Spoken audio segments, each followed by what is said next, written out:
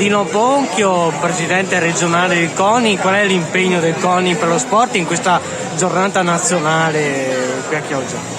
L'impegno del CONI dura 365 giorni all'anno. Il CONI del terzo millennio è un CONI di servizio e al servizio del mondo dello sport. Siamo un'agenzia di servizio per le associazioni sportive. Ce ne sono 14.000 nel Veneto.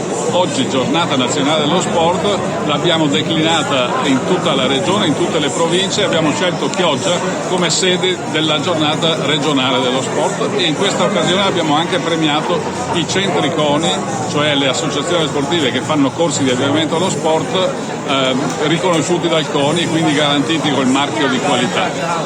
Il CONI offre servizi con la scuola dello sport per la formazione e informazione di tutta la filiera, dirigenti, tecnici, allenatori, ma anche atleti e famiglie. Offre servizi con gli sportelli, 5 sportelli dedicati, gratuiti, dedicati alle associazioni sportive, per l'impiantistica, per la gestione delle società, per la parte di alimentazione, per il reperimento di finanziamenti e per la parte educativa, psicopedagogica, per aiutare i ragazzi in uscita dal Covid, e infine con dei progetti che sono i centri CONI, i centri di avviamento allo sport, e gli EduCamp, che sono i centri estivi. Il CONI per queste attività ha anche dei sostegni per le società stesse. Oggi abbiamo dato agli aderenti, alle società aderenti ai centri CONI, le targhe da esporre fuori degli impianti affinché i genitori vedano che sono garantiti, attività garantite dal CONI,